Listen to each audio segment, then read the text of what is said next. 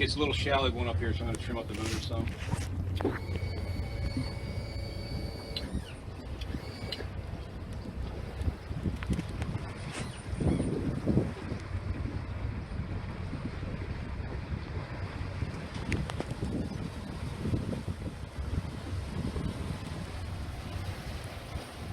Okay, it's getting deeper. I can trim that back down. Trim gauge is here.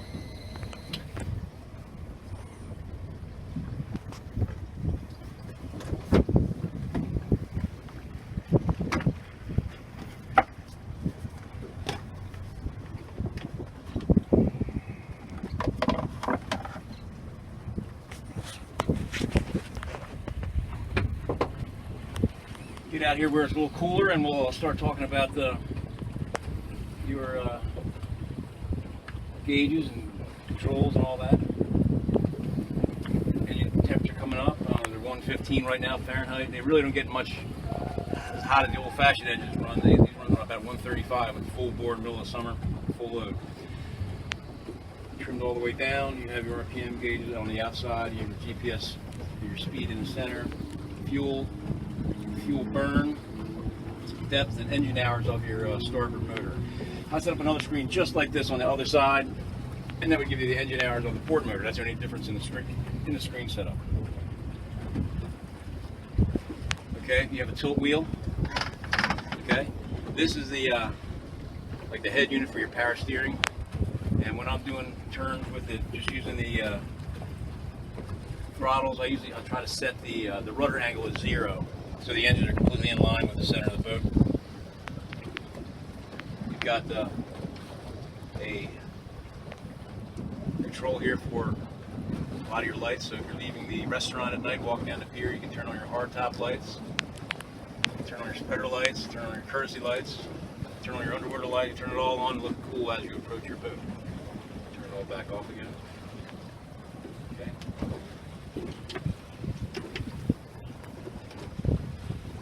So you have your windlass control right here.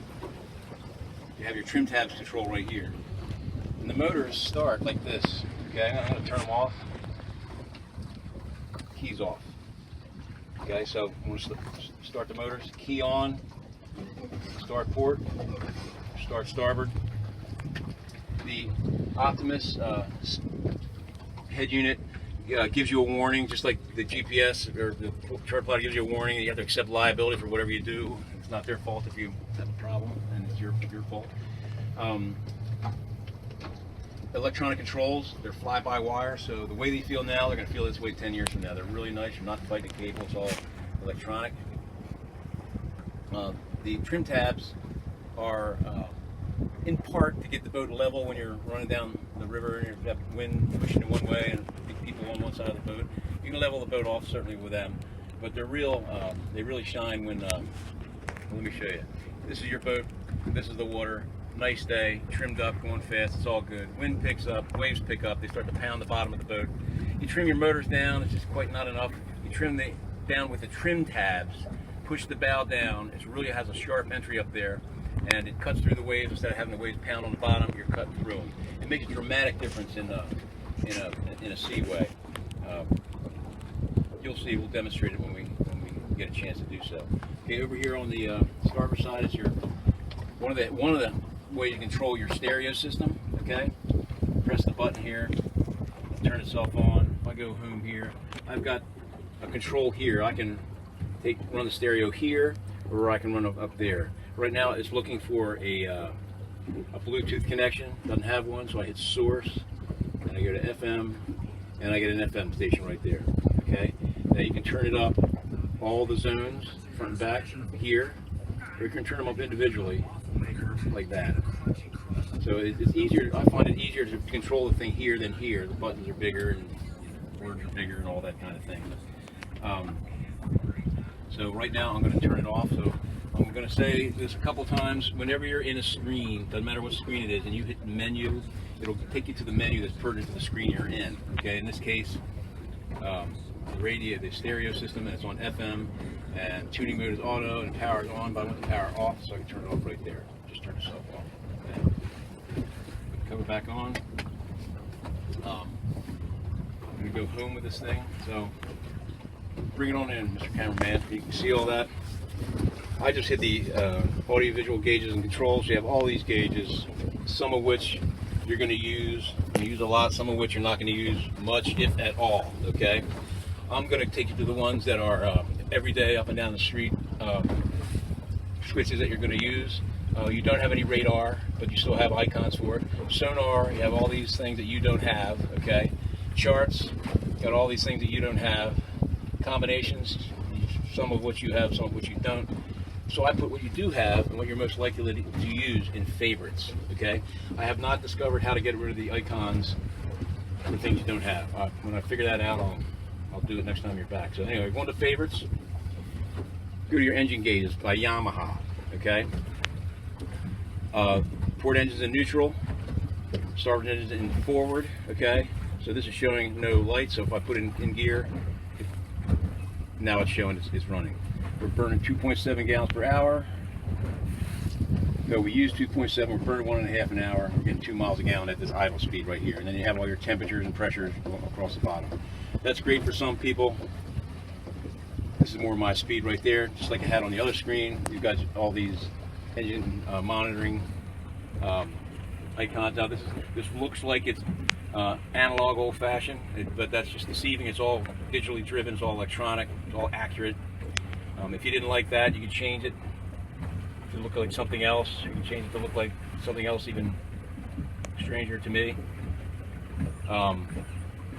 If you didn't like any of those things, you can go to edit gauge pages and change the layout. You have all these different layouts to choose from. But I think with a twin, that's just about right for me. Now, if you didn't want to know the engine hours anymore, you would rather have some other information on there, or you didn't like RPM, you wanted to move RPM over here and speed over here, it's easy enough to do. Engine hours, I'm going to press and hold. I'm going to replace the data, and what I want to put in there, I want to put water temperature. So now I got the water temperature on one side, depth on the other. It didn't change anything on the other screen. I still got to have my engine hours on the starboard side here.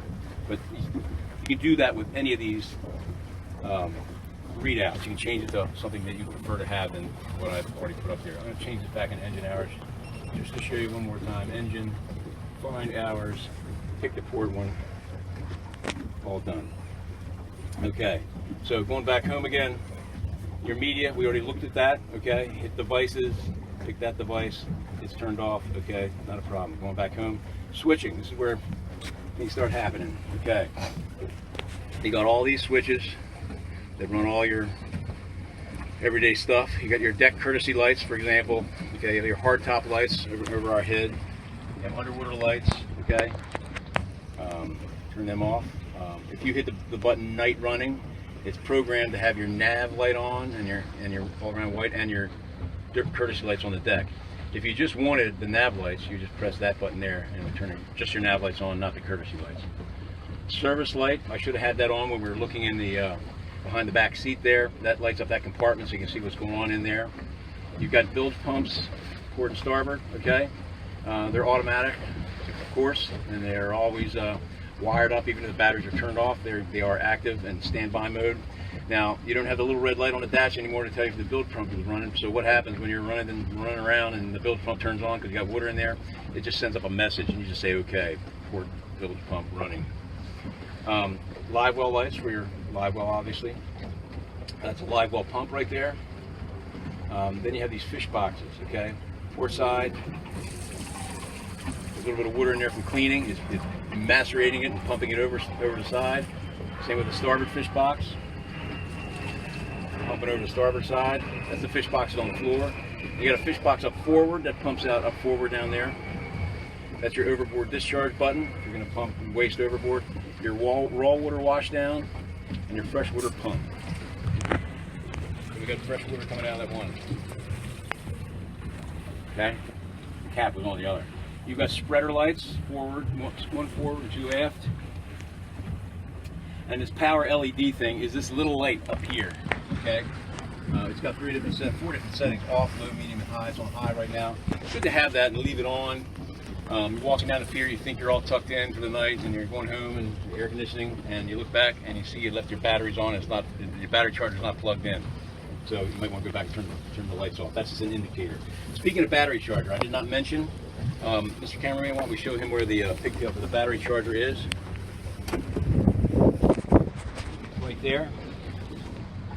Okay, and you have the battery charger is in this console. Good idea to plug your batteries in when you're not using the boat, because it's a marine type. It turns itself off when the batteries reach optimal level, and if they start to fall below optimal, it'll turn back on. It floats the batteries at the optimal charge, which is good for your batteries. Okay, so if you didn't like push buttons, all right, I'm going to menu because I'm in that screen. Switch style. I just went to toggle switch. Okay, turn things on, turn things off. But I think I like the push buttons. Tired of toggles. Okay, going back home again. Fish finder, we had that on the way out. You get your depth, water temperature, speed we're going, and your battery condition and time of day. And any fish swim by, we'll see them. This range expands, as you get into deeper water, and there's not much to see on the bottom of the river up here. It's all flat, it's like a delta, it's all mud. You get out in the bay or feeding further down this river, you'll see the undulations on the bottom more clearly, and the range will expand as you get into deeper water. The frequency is correct at 200 hertz. That's what you want for shallow-ish water. You can change the frequency here. Like if you went to 50 hertz, that's for like off Ocean City where it's 500 feet deep. You can run them both at the same time if you're running along an edge and you're fishing it and you want to see what's going on in both spectrums. At any rate, so that's running away with itself. Nav chart. Okay, this is the good stuff. Now you have, if you went back home and went to charts, you've got nav chart and fishing chart. These are the charts, they don't apply. Okay, fishing charts shows you more bottom stuff and more contours on the bottom. Nav chart just doesn't show you that much of that. But keep in mind, you have a chart where from Eastport, Maine to Key West, out to the Bahamas, even into Cuba and Mexico. I haven't looked at Belize and Honduras, but I don't think you're going that far. Probably not going to Mexico, but at any rate, you have the chart where for it, you don't have to buy more charts. Stop panning, takes us right back home. So let's bear down on where we are, okay?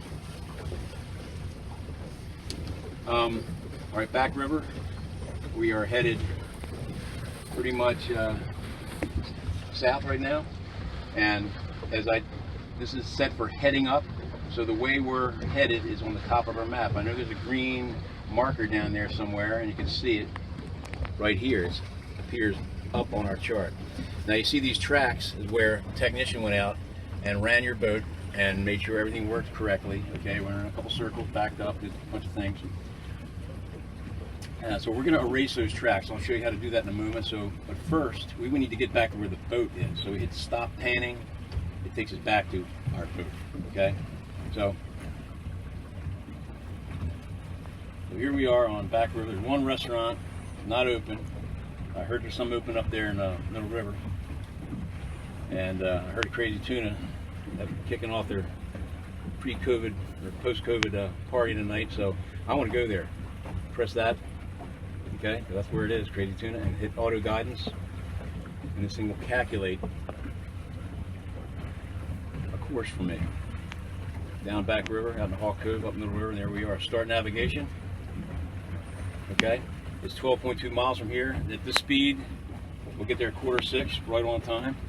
Okay, it shows if we're left or right of course. We're a little off, we're a little to the left, like by 42 feet of the course as charted, and it's bearing 176. That's how we want to go now. Anyway, you follow this magenta line, will take you right to the Crazy Tuna restaurant. Now I did some things preliminarily, and I'll show you them in a minute, but right now I want to stop navigating because we're not going to Crazy Tuna, just for show. I go to menu and go to navigation options. I can hit that icon and it'll stop navigating, it'll make it all go away. But you don't have to go through all that, you just hit the same icon up here in the corner. And I do not want to save that path. So away it goes, the course is gone, we're back on our own here, back to reality. So I did a couple things I'll show you. Going to home, go to settings, go to preferences, go to navigation, and go to auto guidance. I set your preferred depth to 3 feet because this boat can handle 3 feet of depth. Okay, so the auto guidance will not take you over water that is less than 3 feet deep. And if it had to, because there's no other way of getting where you want to go, it would send up a warning, and it would show you on the path little hash marks. Say it's only 2 feet deep here. You still want to do it? You decide whether to do it or not. Because you can sneak through 2 feet too. You trim your motor zone. I set the vertical clearance for 20 feet because you do have an antenna, and a shoreline distance for normal. So that's just that one thing for auto guidance. There's a lot going on with the system, and I'm trying to keep it simple, or simple as you can. But if you think it can do it, it probably can. Okay? YouTube's your friend with this stuff. So we went through everything in the favorites bar. There's a bunch of other things. Active Captain is a good program. The wind thing is a sailboat thing. Get rid of it. You know, I don't know how to get rid of these icons, but I'll find out. Maybe when you come back for service, I'll know it by then. So let's look at some of these tabs down at the bottom here. Okay. Waypoints. Waypoints is a mark on a map. It might be your favorite restaurant. It might be the Crazy Tuna. It might be a sand spit you go to, or your ramp, or your marina. I don't know what. Okay. Yeah. Somebody said a waypoint down in Florida. It's 956 miles away. So I'm going to review that, and I'm going to delete it because we're not going to Florida. Not now anyway. So that's gone. So if you want to do a new waypoint, you can do it using the chart. Okay. You drill down and put our friend from the Crazy Tuna as a waypoint. Oops.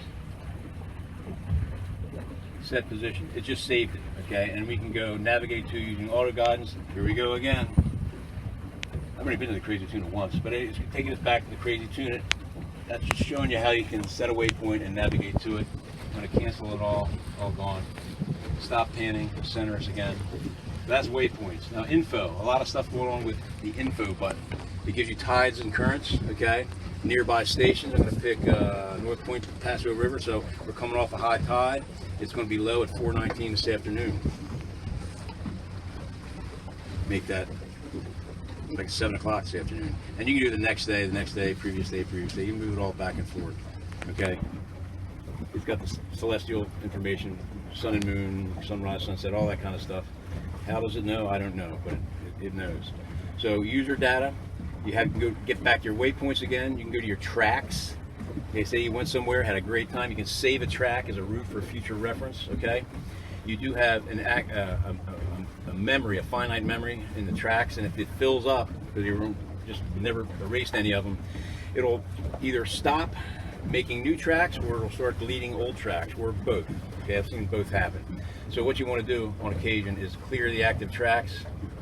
Okay, if we go back to chart, the tracks just disappear. Okay, so go back to info again. So user data, active captain, something worth researching, but we don't have the time to go into it right now. So services, okay, you have different, oops, go back, different services, okay, offshore services, for example. Say you're not from around here and you need to get some gas and you don't know where to go.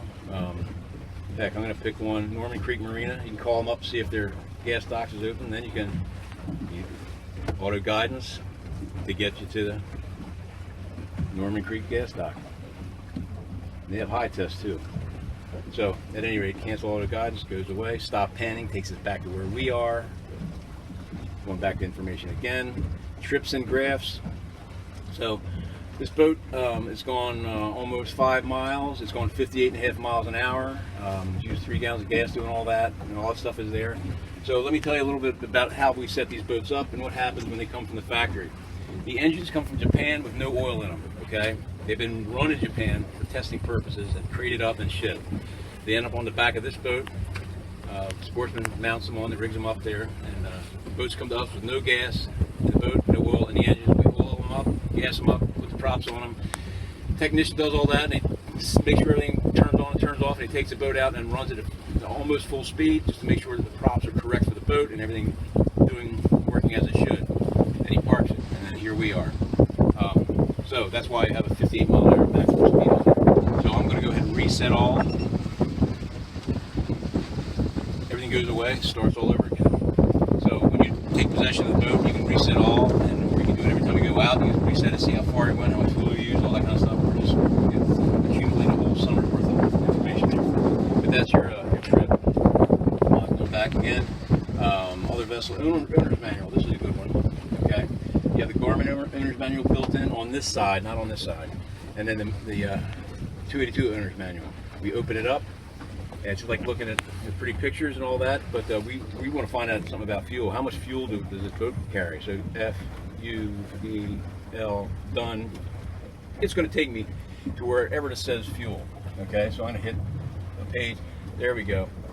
Usable capacity 195 gallons. So that's what this thing carries. Usable. Okay, probably more like 200, but 5 gallons doesn't get used. The pipe doesn't go all the way to the bottom of the gas tank. At any rate, you have all this information here. You're maxed out with horsepower, by the way. Anyway, going back home, going back to info. So we pretty much went through what we need to go through for info. So let's go to settings. This is interesting. Pay attention. System information, software information. Software version 19. You're up to date. Every 3 months, Garmin releases an update. It might contain changes to the charts, or it might contain a new feature that they've added into the software. You can do it at home.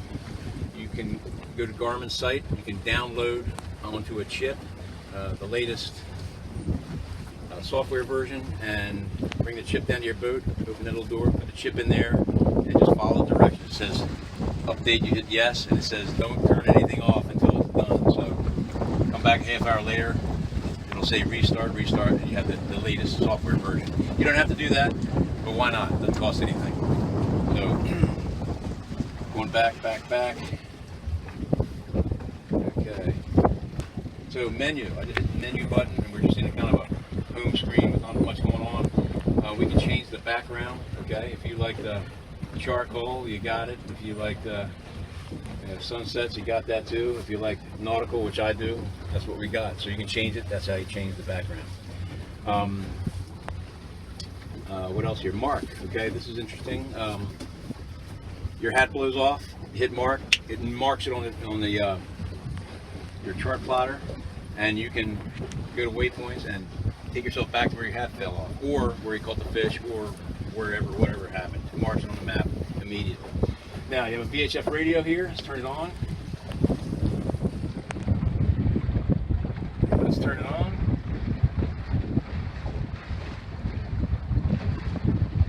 Got it. VHF radio, take 2. Okay, we turn your radio on. VHF, and it's also got a weather band here. Adjusting 620. Right now it's on VHF. All the radios made for the U.S. market, VHF radios that is, in the last dozen years or so, have this distress capability. You lift up that little tab and press a button, you're in deep trouble, okay? It's a program developed by the Coast Guard called MMSI, Marine Safety something or other, I don't remember. But it, you take the radio's serial number and you get online with maybe Boat US, for example, and go to the portal for MMSI. You register the radio, your name, what kind of boat you have, what color is your boat, what color is the boat bottom in case you're upside down, contact information, all kinds of stuff like that. And something bad happens, you have an emergency, you lift up that tab into distress, it sends out a coded message to the Coast Guard and other vessels that may be equipped with the MMSI receivers, and telling you who you are, what your boat looks like, and more importantly, it's got a built-in GPS where you are, okay? So now the Coast Guard knows you got an issue, they know where you are.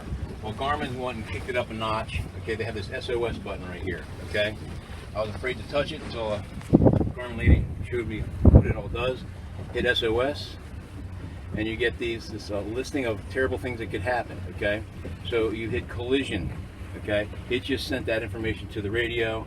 You hit distress, and it sends that adds that into the problems that you have, including where you are. So Coast Guard now knows you have an issue. They're firing up their rescue vessels or whatever.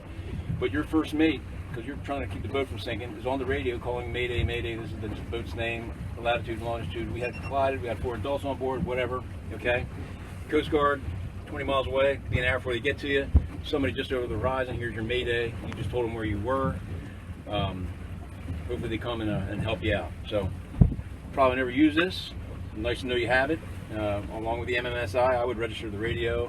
Between the two of these things, if you do get into a bad situation, or you see somebody else in a bad situation, you're able to more quickly contact the Coast Guard with who you are and where you are. Okay, let's talk for a minute about the break-in and service. Okay, the break-in is a 10-hour process, and you have the clock running here. You've got an hour on the engine. I'm going to speed up just a little bit. And it's a 10-hour process. First hour, you should run around at about 2,000 RPM. So you almost have an hour on it now. By the time we get back to the dock, I'll put another 15 minutes on it, and we'll do it at 2,000 RPM. So the next 45 minutes, 2,000 RPMs. After that time is elapsed, push the boat up onto a plane. Don't go real fast. Get it up on a comfortable plane and cruise at that speed. Varying it a little bit, a little faster, a little slower, for another hour. Okay, so now you got 2 hours under your belt. You have 8 hours to go. For the next 8 hours, you can pretty much do whatever you want to, but I would recommend running the engine at moderate speeds, occasional bursts of speeds, occasional slowdowns. Change the tachometer speeds frequently, every 10 or 15 minutes. Avoid long periods of full throttle. On this boat, you're moving right along, and so only do that for a couple minutes at a time, if at all, and avoid long periods of slow trolling. Just keep it moderate. After 10 hours has elapsed, you do whatever you want. You're broken in. First service, however, is 20 hours or thereabouts. If it's 19 or 26, it's okay, but right around 20 hours. Bring to a Yamaha Tech for service. You can bring it to Riverside. If you call ahead a couple days in advance, they can make an appointment. They could service it while you wait, possibly. Depends on the volume of business we're doing. But find out what the best way to do it that works for you and for Riverside.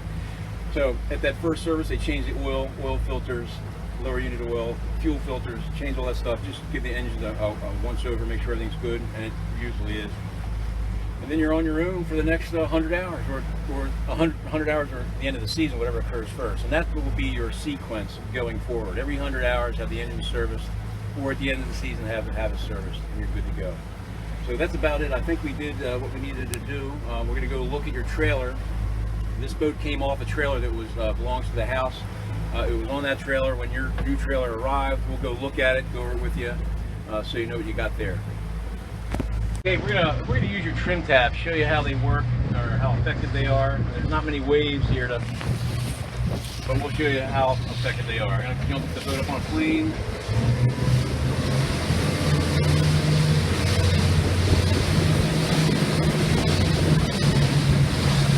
And then I'm gonna put one valve down. I'm gonna put the starboard valve down.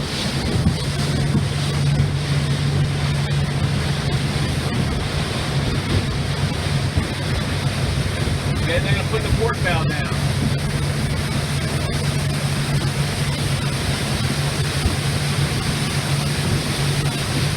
Okay, you can see the spray has moved forward, the valve's digging in. You don't want to run around with these down unless you need them, because you're just dragging them in the water. It kills your speed and your fuel economy. But they're very effective. You have a button here, all up or all down, so you can bring them all up at once like that. You watch the valve move, the valve coming up. We're back to neutral. Thanks a lot. Thanks a lot. Okay, we're doing a virtual delivery of your trailer. Since your boat was on our house trailer, this trailer had not been delivered yet. So, walking aft here, you have a trailer made out of aluminum, stainless, wood, plastic, galvanized steel. Okay, you've got brakes on 2 of the 3 axles. We'll go over the brakes in a moment. Your bunks have glides on them, so the boat slides more easily on and off the trailer. Put this trailer in salt water, you really want to hose it off thoroughly when you get it out of the water. Get that corrosive salt off there, and really pay attention to the brakes. If the boat's not on there, you can get behind the brakes and spray them off. Certainly spray them off through here. Get all the salt off you can. You have 6 tires, 6 wheels are made out of aluminum. Aluminum stretches, so there is a procedure to overcome that stretch. It involves torquing the wheels to 90 pounds, torquing the lug nuts rather to 90 pounds of torque, or if you don't have a torque, just snug them up. You have to do it 3 times to account for the stretch. 25 miles, 50 miles, 75 miles, retorquing session will take care of the stretch, and you're good to go. And then periodically before a road trip, just make sure they're nice and tight. You can grease the hubs, pull that cap off, shot of grease going over to it, you'll blow the seal out of the back and grease going over your brakes, and it's a big mess. I would have these wheels and hubs checked out before you go on a long trip. Right now they're good to go for the next year or two. Walking forward, bumps, stop, tie down straps. Your winch is a 2-speed winch. The handle comes off like so, okay. Little button pushes down to release it. This wheel right here is the high-speed, low-torque wheel. You probably never use that on this big trailer. You'll find yourself using the low-speed, high-torque position. On, off. Pretty simple game for a boater. Now you have your tongue jack, and it's got the holes in there so you can more quickly raise and lower the pad without having to turn this 100 times to get it to go up and down. Now your brakes are in this assembly here, okay? And this is part of the coupler system. It's also part of the brake system. Got a master cylinder there with brake fluid in it, just like your car does. And imagine yourself driving down the road, you hit your brakes, the trailer keeps coming, this coupler gets pushed in like a brake pedal and actuates the brakes and slows you down.